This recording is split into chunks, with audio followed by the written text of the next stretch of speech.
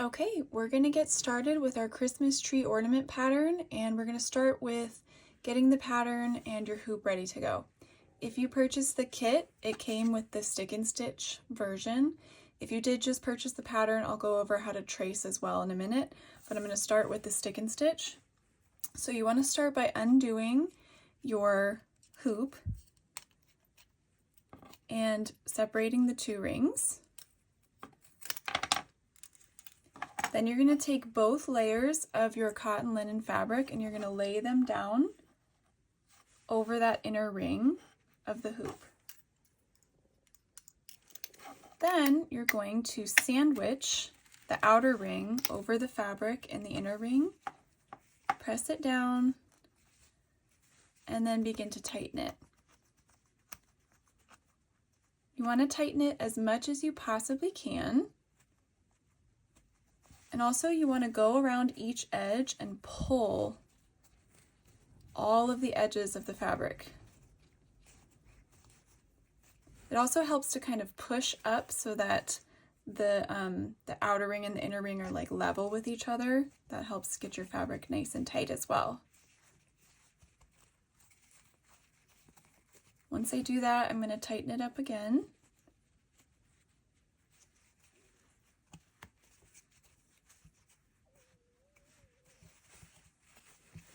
Okay, looking good. I like to use 2 layers of fabric just because it helps keep the fabric more taut within the hoop, and it just creates a nicer stitching experience in my opinion, but you could totally just do 1 layer of fabric if you wanted to. But yeah, I like to use 2 layers, and that's fine. Next, you're going to peel off your stick and stitch pattern, and you're just going to center it and place it down onto your hoop, and then press it down. I like to come around with a pair of scissors and just cut off some of that excess fabric, being sure to leave about 3/4 of an inch to an inch on each side. That way you're not going to be accidentally stitching into too much of that excess fabric, especially around these corners. Okay, so we're ready to stitch now. I've got my hoop all prepped and ready to go, and we're going to begin. Actually, no, I'm going to show you. If you're going to trace to transfer and you're doing this from home, you're going to want to have some kind of heat erasable pen. This is a Pilot one, and you're going to want to get a print out of your pattern to scale. Okay, so what I have here is a light box. These are fairly inexpensive. You can get them from Amazon, or you can use a window for enough light to trace. But you're going to put your pattern down on the light box, turn it on, and then you're going to turn over your hoop and line it up. If you don't want it to move around too much, you can tape this down. This is a fairly simple pattern though, so I'm just going to go for it. You're going to turn it over, and then you're going to just go ahead and trace the pattern. This Christmas tree is pretty loose. We're just getting the loose shape of a Christmas tree, so you don't have to get too detailed with it. You can just get the basics of the shape here. Short little pen strokes as you're tracing each element of the pattern.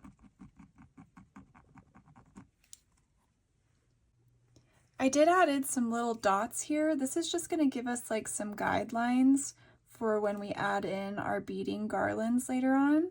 So you do want to go ahead and just maybe trace those in, and then you can use heat at the end to erase those marks, because we're not going to stitch over them, but they can be helpful just to sort of help you with bead placement later on. Once you're done with that, you're going to take this out and you're going to re-hoop it with the other layer of fabric. So I'm just going to get both my layers of cotton linen fabric, line them up, and get that centered over the inner ring once again. Loosen up your outer hoop enough so that you can sandwich it over those 2 layers, and then make sure this is placed where you want it to be in your hoop. And then you can go ahead and tighten this up and get it all nice and taut within the hoop. So tighten that screw up as much as you can. And also be sure that you pull all of your edges tight as well. and level up the sides as you work around.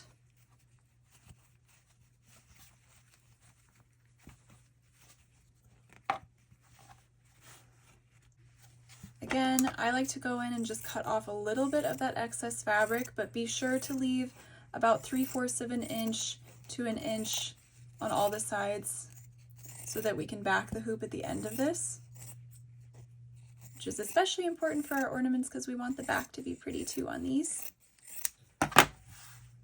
Okay, voila, we're ready to stitch now. All right, so in your kit, you should have 3 skeins of thread. We've got 935, 433, and 936. The only thing it doesn't come with that you need is a pair of scissors. Embroidery scissors are best if you can find them, but just regular scissors will work as well. You're gonna have 3 needles. You're gonna have a size 5 DMC embroidery needle, which is this medium eye one. You're gonna have a larger eye. This is a size 22 chenille needle. And we're gonna have a short size 10 beading needle. You're also going to have the pieces of chiffon ribbon and tinsel ribbon that we'll use to hang it at the end, as well as your twine that we'll use for backing the hoop at the end, and your backing fabric, which should be a festive patterned fabric like this. Then you're going to have your bag with all of your beads in it. So you're going to want to pour your beads into some kind of shallow bowl, plate, or dish before we get started. Anything that's got a little bit of a lip to it so your beads are not spilling all out everywhere. And you should have that 1 gold star bead within all of your beads as well. It's going to be a mix of short gold bugle beads, multicolored beads, and a couple of them are going to be a little bit bigger size. And then we'll have like red and green and gold ones that are a little bit smaller size. So it's kind of a variety, and we'll play around with that in a little bit. Let's start with the trunk of the tree. You're going to grab just 3 strands of 433.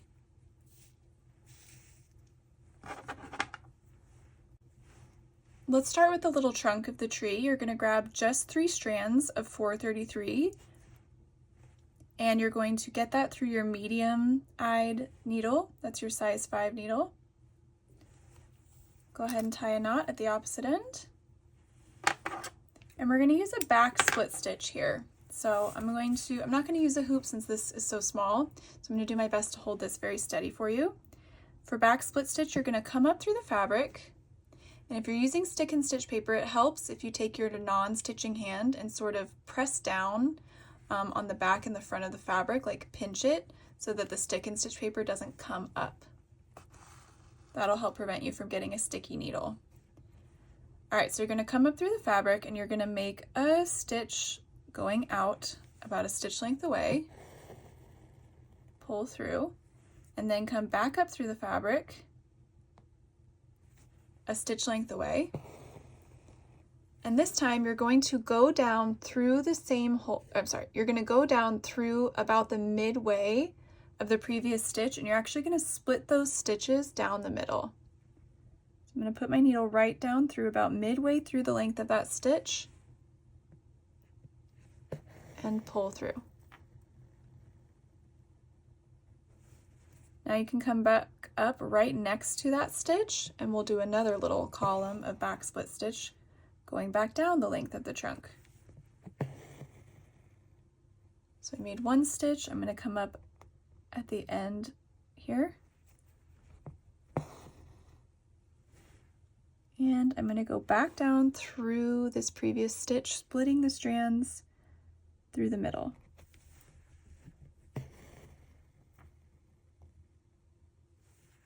And you're going to repeat that until you have the whole trunk filled in.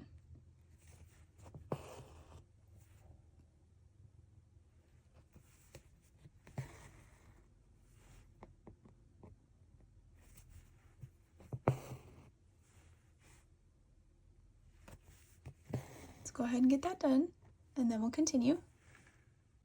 When you're done, you're just going to run your needle underneath a nearby stitch in the back, pull it through, leaving a little loop out, and then pull your needle underneath and through that loop to tie off a knot.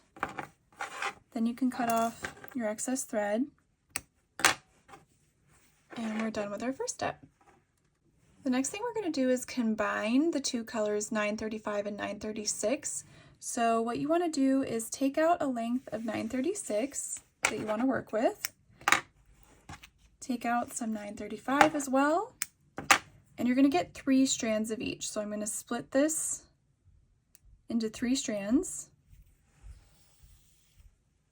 And I'm going to do the same for 936. Split this into 3 strands. And then you're going to combine those together. So I'm going to get my 3 strands of 935 and my 3 strands of 936 and just run them down so they're all together, and put those through your needle that has a little bit of a larger eye. That's your chenille needle. And just tie off a knot at the end like you normally would.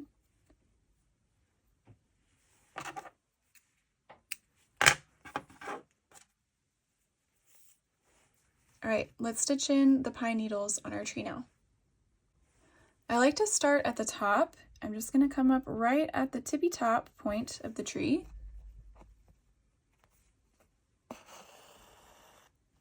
And I'm going to make a stitch about that far out. That's going to be about the length of my stitches that I'm going to use for the tree here. Pull that through. Now I'm going to come back up through the fabric a little bit lower down. And I'm going to go back down kind of up here at the point again. This is essentially a long and short stitch what we're doing here, but it's like there's really no right or wrong way to do this.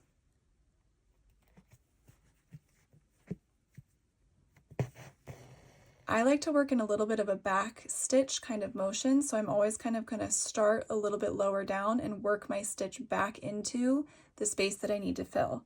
So as I come down here, I'm going to go up right here, and I'm going to fill in a stitch that works right into that space between those 2 stitches.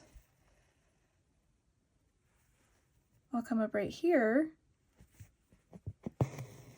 take this and work that right into that space right there. I'm going to do one on the side right here. Work that right up into that space right there.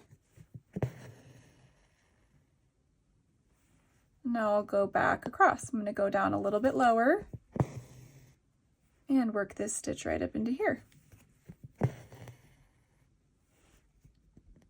Skip a little space, come up right here and work that space, work my stitch right into that space. So I'm working back and forth across the tree.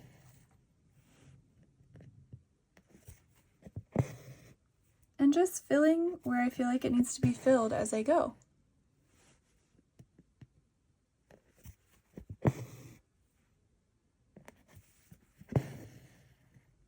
And you're just going to continue to do this all the way down the length of the tree until you have the whole thing filled in.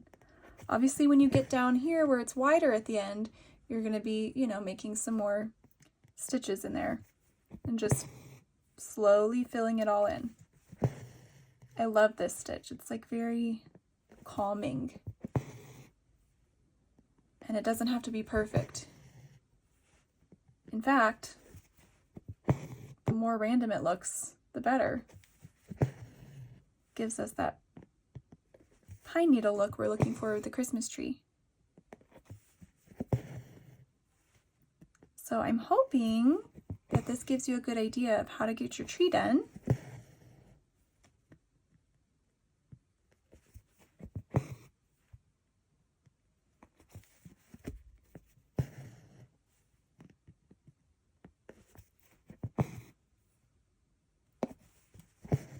Try to leave those dots uncovered because those are kind of our guidelines for when we add our beads in a minute.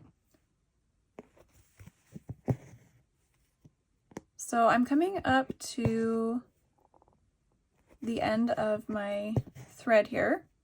So I think I'm going to do one more. I'll go ahead and tie off a knot in the back, and then I'm going to just repeat that. I'm going to get the other 3 strands of 935, the other 3 strands of 936, put them together again through my needle, and continue filling in my whole tree. Once you have that all filled in, hop back on and we're going to start with the beadwork. Okay, now we get to play. So you're going to get one strand of either of your green threads, it doesn't matter which one, but just one strand through the eye of your beading needle. It's very, very tiny, so this can take a few tries. Try wetting the end a little bit with your mouth, and sometimes that helps kind of push it through, or cut it fresh with your scissors so it's like nice and even, and then see if you can get that through there. Also on the opposite end, just make sure you tie if you're not big enough so that when we come up through the fabric, your knot doesn't slip through the fabric because it's so small.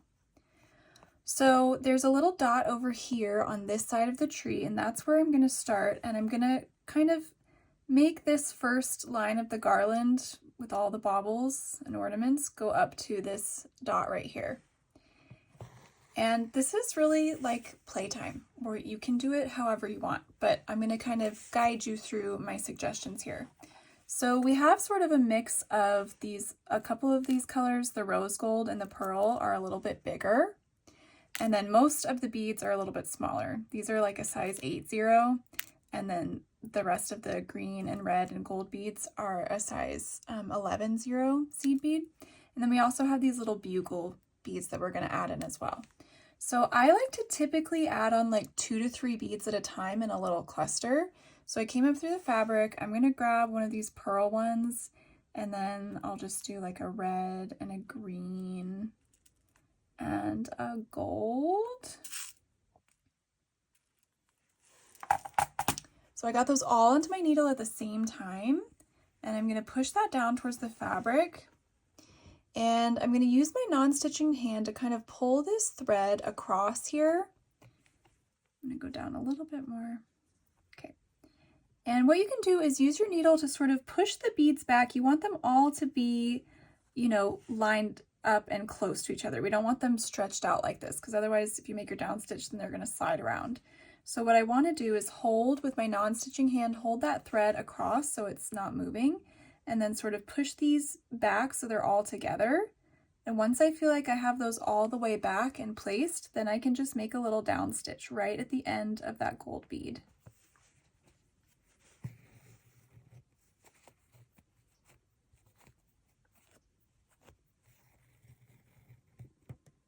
Whoops, getting stuck. Okay, there we go. Okay, so now we want to layer a little bit because we want these to be clustered in. So I'm going to put a couple, I'm going to come up like right on top of here, and whoops, this time I'll get a rose gold and maybe a metallic red and a green. Just kind of lay those down. I'm going to push them back a little bit and then make my down stitch. Now I might do one of my gold little bugle cylinder beads to fill in here a little bit. Again, there is no right or wrong way to do this. If you want it to not be as clustered and just do like a straight string across, you could do that too. I'm going to come up right here, and I'm just going to fill in a couple little beads going out this way a little bit. So I'm going to do a red and a green. And I'm just going to pull those down so they're at a little bit of a diagonal and push those into place. Now I'll come up right here. I'm going to get another big bead this time. So I've got a pearl, and I'll do a gold, then I'll do a green, then I'll do a metallic red. So I'm leaving this as stitcher's choice. You get to play with these beads however you want to kind of put them in there. Just kind of be aware of the fact that you're working sort of from this dot over to this dot with this first strand here.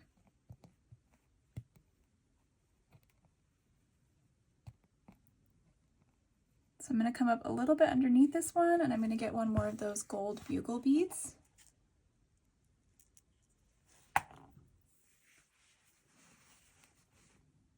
And you'll just kind of get the feel for it as you start filling in where you want it to be more clustered or less clustered together.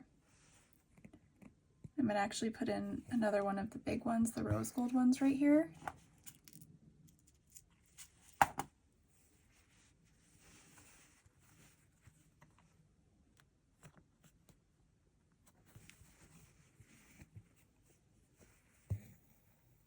So you can see this is starting to look so pretty. I'm going to keep working my way across. Okay, so this is a good place to pause once you've gone all the way across and just see if there's any place that you want to add in like a couple more just extra beads just to sort of fill this out a little bit. But if you're happy with it, you can definitely just move on. I'm just going to get a little bit more clustering into here. Might add another big bead right here. So again, I really hope that you're able to just like play with this, play with these beads. Ooh, okay, I'm liking how that's looking. I think I'm gonna stop there. So now I'm gonna do that same thing, but I'm gonna work from this dot right here all the way up to this dot right here. So this one's going at a little bit more of a slant. And then we're gonna, at the end, you're gonna do one more little cluster from this dot right here all the way up to this dot right here. So go ahead and get that all filled in with your beading, and then we just have one more little thing to do. Okay, next you're going to grab your little star bead and you're going to continue with your beading needle and your one strand of the green thread. I'm coming up at the bottom of the star shape, just like a teensy little space away from the top of the tree. And then if you look at the star, there's one hole that's at the tip of one of the points and there's one hole that's in between two of the points. You want to put your needle through the hole that's in between two of the points. Lay that star down. Again, use your non-stitching hand to kind of pull the thread straight up. And then you can see how it's not quite resting flush against the fabric. So I want to push the star bead back a little bit with my needle. Making sure you guys can see this. Once I get it placed about where I think it's going to lay flat, I'll make a down stitch right at the top point of the star and pull through. Then you can just tie off a knot in the back down here like normal. Tie it off a couple of times because we want to make sure our beading is nice and secure. Just create a couple of knots here. And then I can cut this off. And oh my goodness, this tree. I love this tree. It is so beautiful. All right, next we're going to talk about finishing steps. If you traced to transfer, you can move on to backing your hoop and turning it into the ornament steps. And if you had any stray pen marks, you can just use like a hot blow dryer to get rid of them really fast. If you use stick and stitch paper, you're going to take your whole hoop as is to your faucet and run warm, hot water. Doesn't need to be scalding, but it should be pretty warm or hot. Cold water just doesn't work as well. And you're going to let the pressure from the running water dissolve away the remaining stabilizer paper that we have here. It can take a couple of minutes to kind of get started, but you'll see it start to all dissolve away. Sometimes the paper likes to cling a little bit to the edges of stitches, so you can kind of use your finger to just gently rub around there. We do have a lot of delicate beading going on here, so try not to rub with your fingers too much, but as long as you placed your beading down, you might see the beads sway or move a little bit when you're washing it, but they should be fine. They're not going to fall off or anything. So you're going to go get that all washed off and then let this dry completely, and then I will show you how we're going to back this hoop and turn it into an ornament. All right, I've got 4 ornaments this year, and the backing process is the same for all of them. So I'm going to show you with my little cottage from the movie The Holiday for all 4 different ornaments this year, because the steps are going to be the same even if the actual pattern is different. So the first thing you're going to do once your hoop is all dry, if you used stick and stitch paper, is you're going to unscrew it and separate this out again and take it apart. Then you're going to lay that inner ring back down on a flat surface and take your pattern piece of backing fabric and place it with the pattern side facing down over that hoop. And then you're going to relay your stitched on fabric on top of that. It should be pretty warped from having been in the hoop so long, so you should be able to kind of press around and see that it's lined up around that inner hoop. Then you're going to loosen this up maybe a little bit more just because we're adding an extra layer of fabric in here, and sandwich it down again. If it's not lined up perfectly, you can always take it off and reline everything up. Go ahead and tighten it all the way and get it looking exactly how you're going to want it to look displayed.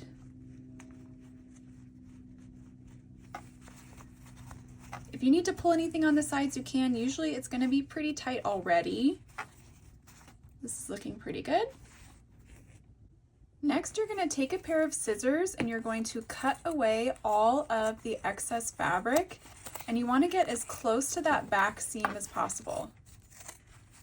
Again, this is just my method for backing hoops. There's lots of different methods for backing hoops, so you can do it any way that you want to.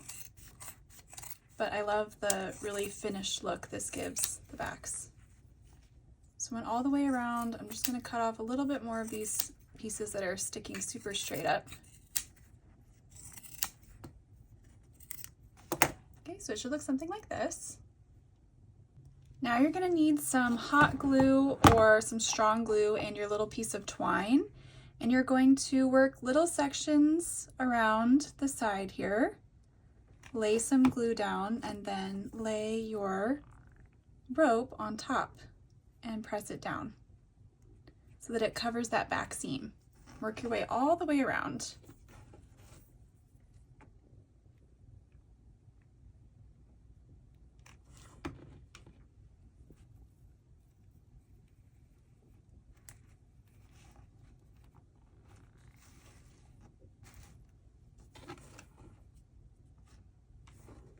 As you get close to the edge there, you can kind of see where it's going to meet up, and go ahead and just cut off any of that excess before you glue down that last little piece.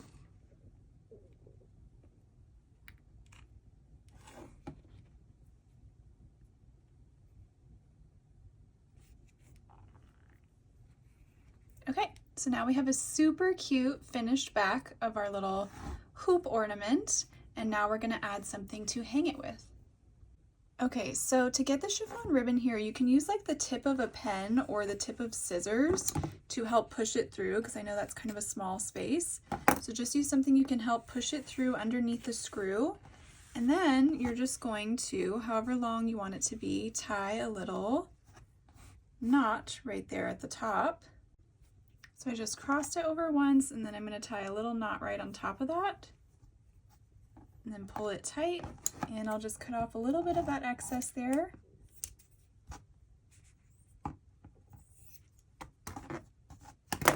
And voila, our ornament is ready to go.